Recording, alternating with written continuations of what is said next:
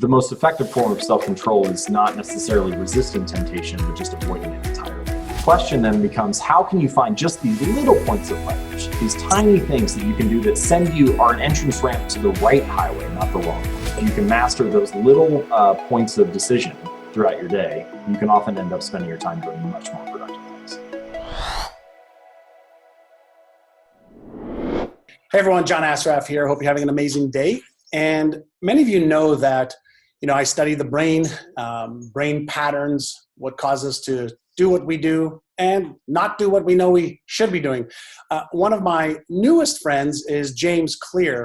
And James is just a really unique, awesome individual that studies human behavior and performance. And he studies some of the most successful people in the world.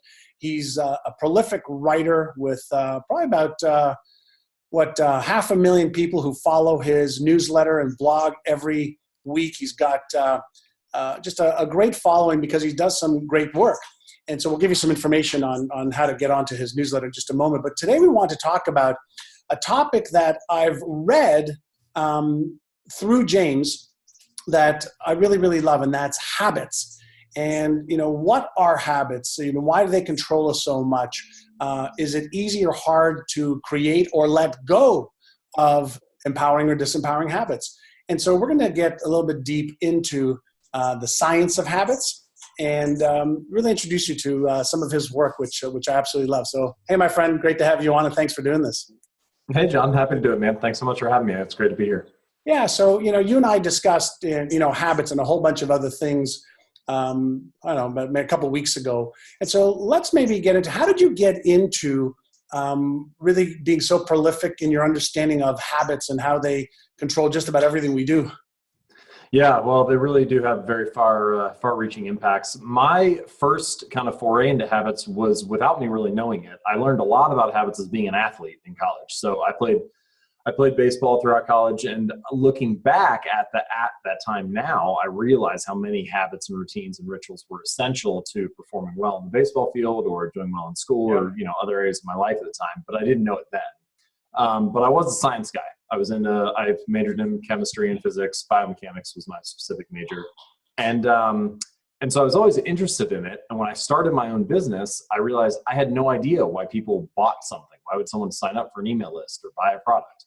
And so that kind of led me to consumer psychology. And as I learned more about the brain, I got into behavioral psychology and these other areas. And that was when I started connecting the dots between my past as an athlete or someone in the gym or someone trying to stick to better diet or writing habits. And I saw these little areas in my life where I was doing these things or picking up on certain things. Sometimes stuff would work, sometimes it wouldn't. And then I would read another behavioral psychology study and be like, oh, that's why. And eventually it all kind of came together and I started writing about it. So from the research that you've done, and when you and I talked, we never talked, I loved chemistry and biology. Those are the only two topics that I loved. I wasn't really good at Nice. Except for, I got good at math when I started making some money, but I wasn't good at math in school. But biology and chemistry were fascinating for me, how things interacted and the mechanics of stuff I loved. So let's fast forward a little bit to what are a few of the key discoveries that has turned on your light bulb to go, here's why habits matter. Well, the first thing is just a basic understanding of how your actions compound over time. So, compound growth of any sort is kind of hard for the human brain to conceptualize.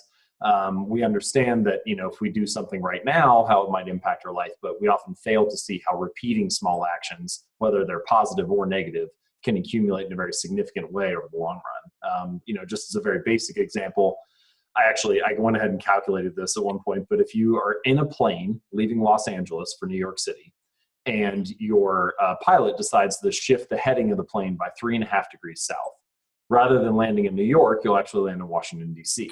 Now, that's an imperceptible change when you're on the runway, right? The nose of the plane only shifts a few inches, but you end up hundreds of miles apart because you magnify it across the entire United States. And so if we take that, analogy of distance, magnifying it an effect, and translate it to time in our lives, the distance that we travel, you can end up in a very different destination just by making a choice that's slightly better or slightly worse and repeating that over the long run each day or each week, month, and year. And so that's kind of the first, once I fully understood that and appreciated how much those small actions compound, that was when I first started realizing, oh, habits actually can have a very big impact on what we do in daily life. Love it. So let's dive in a little bit into the neuroscience of habits. And, I look at, a behavior one time, creates a weak connection in the brain. And then a behavior repeated, over multiple times, spaced repetition, creates a stronger pattern in the brain. So what? Right? So if somebody says, so what is happening biomechanically that induces behavior? Well, if we want to bring some biology into it or evolutionary theory into it and think about it, the core purpose of an organism is to collect rewards. So rewards might be food, sex, water. Those are like very basic physical rewards. In modern life, we have kind of secondary rewards like power, fame, praise, status, approval. And those are things that kind of eventually translate often into our ability to collect those physical rewards like food, water, and sex. But we need to capture these things for our survival. Not just humans, but any organism needs to capture these things because they provide energy and that allows us to live. And so the task then for any living organism is to figure out, how do I get these rewards and how do I get them effectively? And that's where habits come into play. Because if you had to exert the maximum amount of energy every single time, then you wouldn't be as well equipped to get rewards and conserve energy as an organism who could automate certain things or remember certain things. So in a way, habits are kind of like a memory of a past reward. Like you can imagine if we were hunter-gatherers walking around the savannah and you stumble across a berry patch, you would be very well served if you could remember where that patch was the next time around. And so all of these things that we do in our lives, all these habits, remembering how to walk, how to tie our shoes, how to, stop at a stop sign and go at a green light. These are all memories that we have from the past that we gradually learn about, oh, this is how I survive in the world. This is how I get the rewards of food, water, safety, and so on that I need to survive. So habits are essential. They kind of automate the process of getting these things that are core to our survival. Love it. I love the way you took it to evolutionary biology, in that, we seek rewards. And also the other part of it, obviously, is we want to avoid pain or discomfort. Right. Yeah. So safety is also a reward, right? So we kind of have they're kind of two parts of the same axis. So you have defending safety, defending what is known, and then you have discovering the unknown. And so everything that is known comes out of the unknown at some point. You didn't know where the berry patch was, but then you decide to explore the unknown. Yeah. And then eventually it becomes part of the world that you have. And so we try to defend the rewards that we already have attained, and we try to find new ones so that we can improve our ability to survive in the future. I love it. It's amazing, this brain that we have, what a gift it is. Oh, yeah. And how powerful it is. It's just pretty awesome. So to link that to the, your point earlier about the fact that as we repeat things, as we repeat an action, those neural pathways in the brain get tightened, the circuitry is strengthened, and so it's easier for us to perform that action again the next time, right? This is the basic, like any learning curve that you see, any ability to, to develop a skill. The first time you type on a keyboard, it's clumsy and you don't know what you're doing, and then eventually now all of us, our fingers are just fluttering without thinking about it after practicing thousands and thousands of times. And so your question of like, well, so what? Like, what's the usefulness of that? The usefulness is that our ability to learn through repetition makes it easier for us to recognize the cues that signal rewards, the triggers that are indications of where a reward might be in our environment. And it makes it easier for us to respond to those triggers when they arise in an automatic fashion without having to think about it as much, without having to deliberate. Do I go right or left to the berry patch? You just know, oh, I see that tree and I turn right, and you do it automatically. And so that's kind of where all of this integrates with our habits. We have these triggers or signals in our environment that show us, oh, a reward probably lies behind this action or behind this opportunity. And our brain, through repetition, automates a response to that trigger whenever we see it. So I know that you've studied, and I have as well, B.J. Fogg's work around tiny habits and the habit loop. Yep. talk about that just a little bit, because I know you were moving in that direction just now as well with, the cue. And so maybe you can just share with me from your research and what you've observed and applied in your own life. What is it that we could learn from the neuroscience of habits? Sure. So as far as the stages that habits follow, all habits do follow a particular pattern or a specific kind of loop, a neurological loop. And I like to think of it in 4 stages. So the first stage is noticing. Noticing happens when you see a trigger, when you see a cue. So it's, your phone buzzes, for example. That's a trigger. The second stage is wanting. And this is like the stage when scientists will track this. And what will happen is you can see a dopamine spike in the brain before the action occurs. So you see a trigger, then the dopamine spike occurs. And this compels you to act. It creates an urge, a desire to take some type of action. So we could call that wanting, or we could call that motivation or desire. So you notice a trigger, you get the desire to act, then you do the action. So the third step is doing. So noticing, wanting, doing. The doing stage is contingent on your ability. So, like you could want to dunk a basketball, but if you can't actually dunk a basketball, then you can't perform that action. And you can imagine that applying to any habit, big or small. If you have the ability to do it, then you can act on it. So noticing, wanting, doing. And then the fourth stage is liking. And liking happens because there was a reward. So we've already talked about rewards, but what do you gain from this? What do you get out of the behavior? And so as you go around those 4 things, noticing a trigger, having a motivation, doing the action, and receiving a reward, eventually the brain starts to learn, was that reward good or was it bad? And those little votes of positive or negative, pleasure or disappointment, end up strengthening the loop, and eventually the habit is formed. I love it. When you were talking about the trigger and the dopamine spike, I was reminded of something I read probably about a year or 2 ago around when they studied the brains of addicts, the gamblers specifically, Las Vegas gamblers. They saw the highest dopamine spike in the anticipation, for example, of pulling down the lever versus watching the bars spinning to see if they won or not. So they saw that initial spike was the highest in the anticipation of the outcome. Yeah, this is an important point, and it actually makes sense if you just think about it logically. A lot of the time people will say, we act because of a reward. And technically speaking, that is only partially true. We act because of the expectation of a reward. Right. The reward cannot be the thing that gets you to act because it comes after the action. That's right. So there has to be something that comes beforehand, and that's the anticipation, the expectation, the desire, that dopamine spike that we're talking about. And so if you can figure out a way to, one of my favorite examples, and so as we've laid these 4 stages out, it's important to understand that like it's good for us to divide these up into stages so we can understand it, but this process often happens completely non-consciously. So, one of my favorite examples, you mentioned gambling. Drug addicts follow a similar pattern. Researchers flashed a picture of cocaine in front of cocaine addicts for 33 milliseconds. It's too short for the conscious mind to even notice. So they didn't know it was there, but still dopamine spiked. And so what's fascinating is that there are all sorts of non-conscious triggers in our environment, the context around us, what is in our room that we just overlook most days.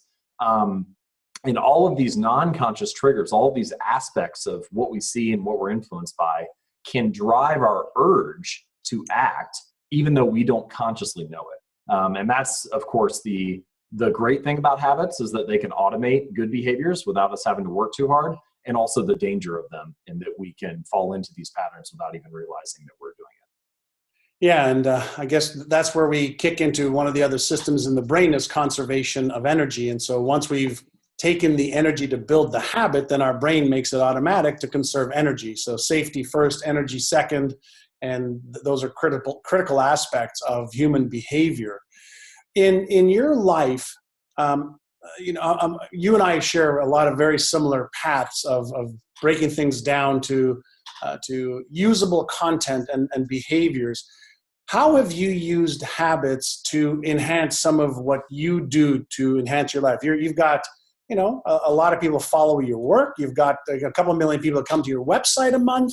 You're living a really great lifestyle. When you and I talked, I realized, I asked you how old you are, and you said you're in your early 30s. I'm like, what?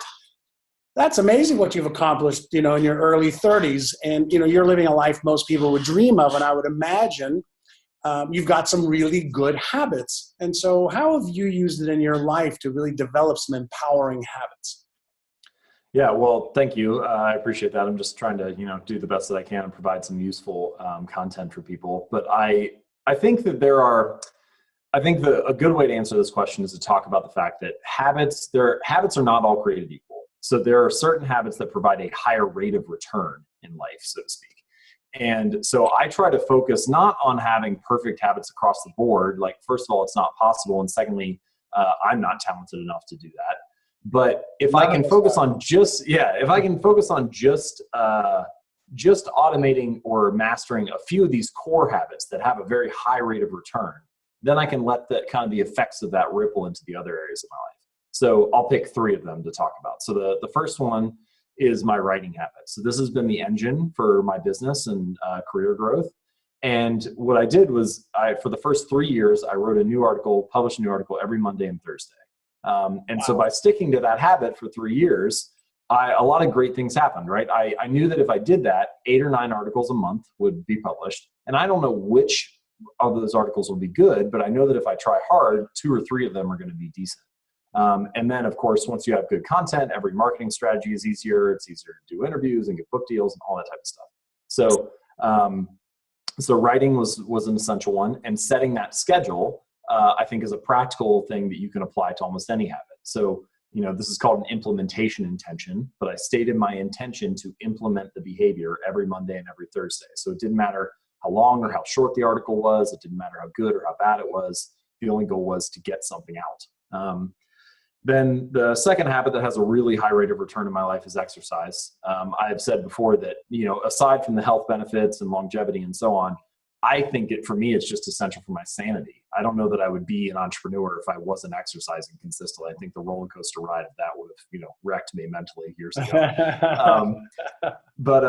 And then the third one, which is kind of one of my cardinal rules, is I don't cheat myself on sleep. So I usually get 8, often 9 hours a night. And I think that, that takes hours away from my waking day, but I'm often much more productive because of it. And those habits, in my opinion, have a very high rate of return on the work that I do and the life that I live. So what I'm hearing is you're focusing on the critical few that have a ripple effect on all the other ones. And it's interesting. I've had a daily ritual for many, many years around meditation, around exercise and nutrition after about 8 hours of sleep as well. And I find that those are the core things that allow everything else to happen. But I also do something else called cognitive priming every day.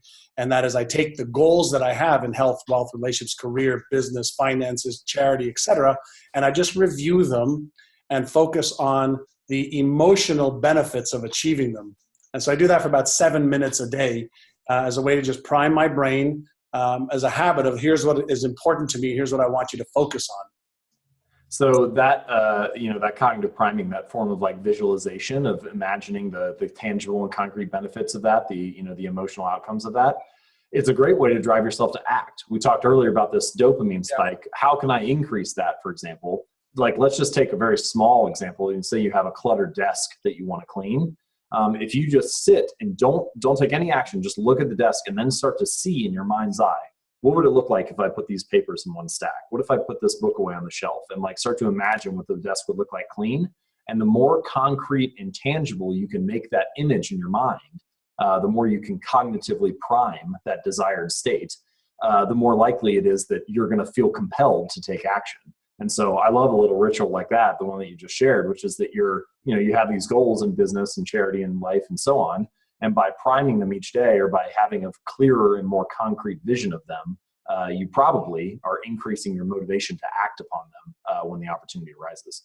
Yeah, absolutely. I mean, that's exactly why I do it. I'm activating the neurochemistry required for behavior. I love that. Right. One of the things that I wanted to dive into for just a moment is some of the misconceptions of releasing or letting go of maybe I don't like to use negative, but maybe a disempowering habit that somebody might have, one that's not like their very, very best. What are some of the misconceptions around? What can anybody do to let go of something that's just not serving them? I look at habits as they're there to serve you or not, and you get to choose.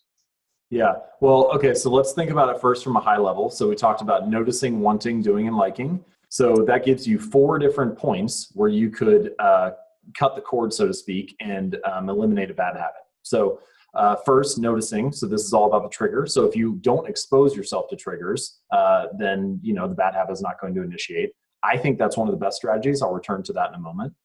Second is wanting. So if you don't feel motivated enough to perform the habit, then you're not going to want to do it. This is often a very difficult thing to do with bad habits, especially addictions, because the thing that marks them is the fact that we are so compelled to act that we have such a great desire to move, even though it has a negative consequence for our lives.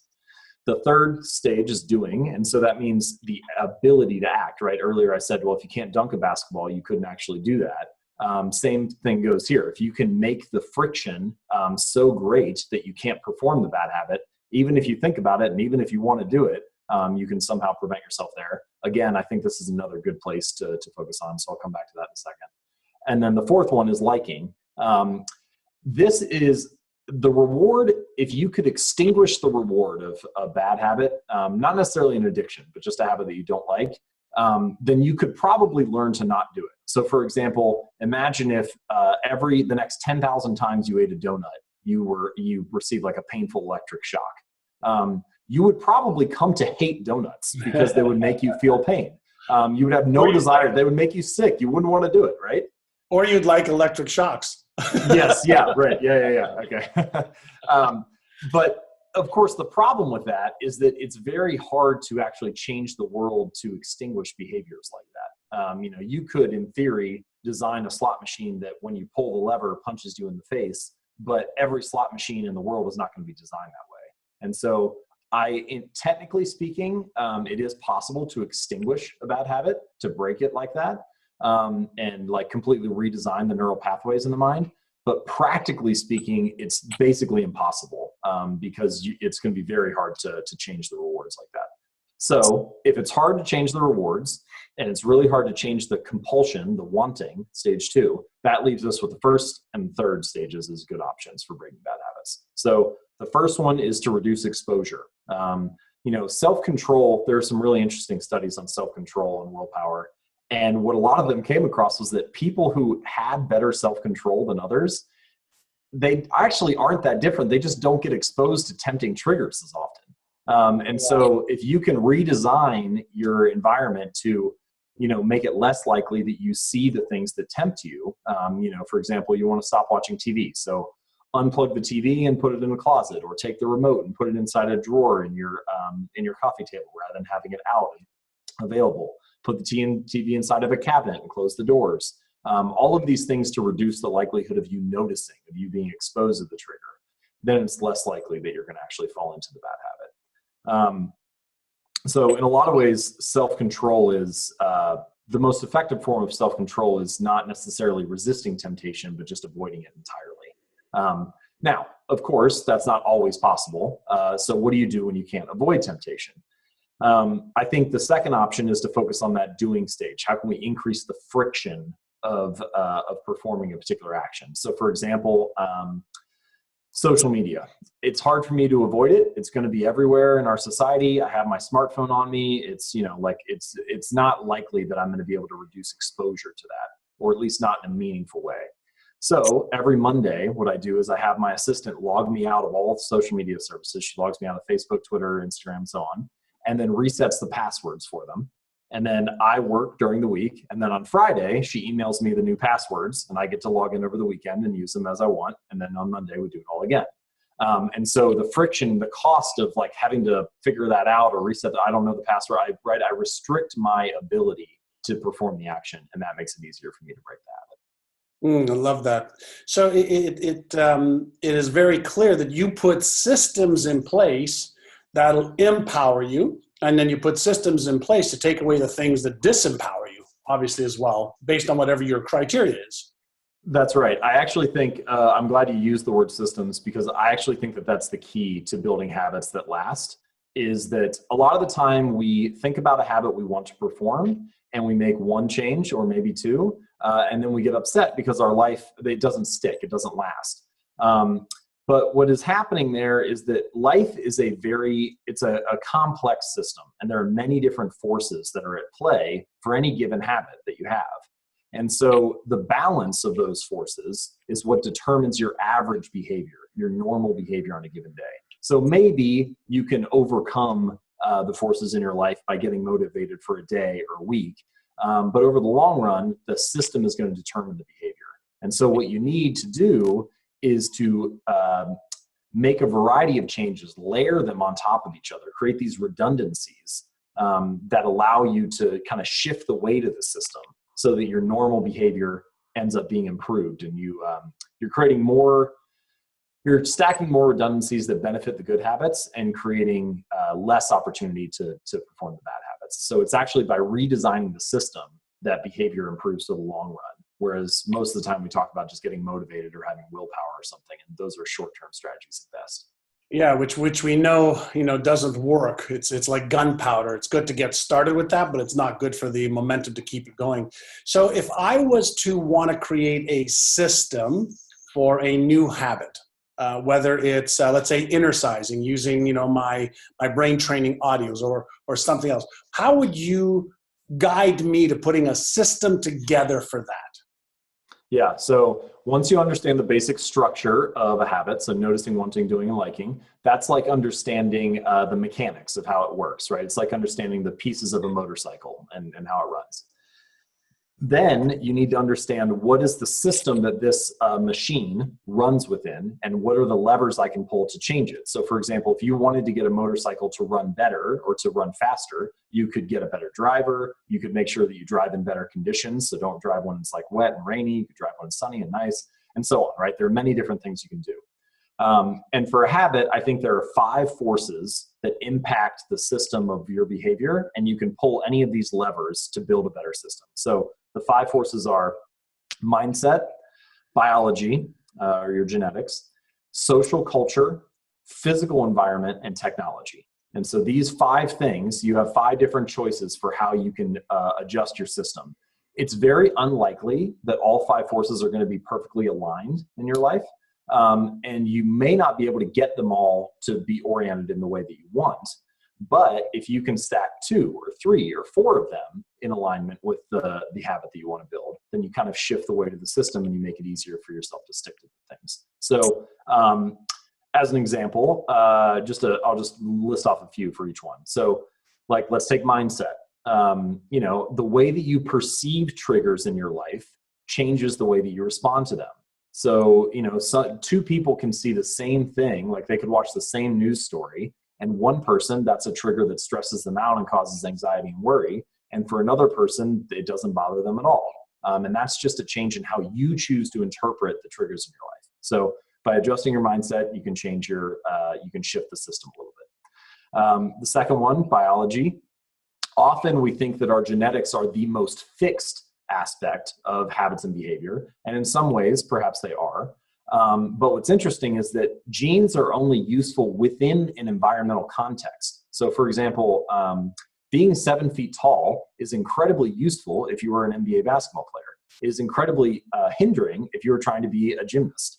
And so the key here is to try to align the areas of your genetic potential with the areas that you are focused on, right? So try to find things where you are naturally served well. So that's a way to shift the system. Play games where the odds are in your favor. The third one, social culture. So, if you, social culture impacts our habits in many ways. Like if you move into a new neighborhood and you see that all of your neighbors bring out their recycling on Tuesday night, then you start to think, oh, we need to sign up for recycling because that's what people like us do who live in this neighborhood. So we often have this sense of belonging, this sense of approval, this sense of wanting to be part of the tribe. And so the key here is to join a tribe, join a culture, become part of a group where your desired behavior is the normal behavior. And if you become friends with those people and develop some sense of belonging there, then all of a sudden you start to take on their habits as well. The fourth one, physical environment. A lot of this has to do, there are many things physical environment can influence with habits, but one example is triggers and cues. They can make things very obvious. So for example, I used to buy apples. We would go buy apples at the grocery store, and I would put them in the crisper at the bottom of the fridge, and I would forget about them. And then 2 weeks later, they would all be bad, and we would have to throw them out, and I would get frustrated. And so what I did was I went and bought a large display bowl and put that on the center of the counter. And now we store the apples there, and I eat them every day because they're obvious and available rather than hidden and out of sight. And so the way that you shift your environment and change those environmental cues can also alter the system of your habits. And then finally, we have technology, and being blocked out of social media is one example of that that I gave previously. But often technology also accelerates our behavior. It reduces the time between stimulus and response. A good example of this is one of the first email systems that was ever implemented was at IBM. I think it was in the 60s or early 70s. And before they implemented this system, they had internal memos that had to be written. So if you wanted to send something to somebody in another department, you needed to type it up and then put it in the mailbox and pass it around. And what they found was that the week after they implemented the email system, the number of messages sent internally went up by 5x and the servers melted. And it's not like the business changed that much in 1 week. People did not have 5 times the amount of things that they needed to talk about. But because the technology existed and reduced the friction, reduced the space between a thought and acting, they didn't have to sit down and type out a whole letter anymore. All of a sudden, people were sending all kinds of messages. And we see this a lot in our everyday lives. Smartphones have reduced the space between the desire to act and the ability to act. And it's accelerated to such a degree now that we're just inundated with messages and pings and notifications and buzzes and so on. So you can occasionally use that to your advantage to redesign the system, but you also can change the system or alter it so that you reduce some of that stimulus that you're getting and make space for maybe the deeper, more meaningful things in life. So those are 5 examples of how to kind of shift the system that surrounds you and your habits.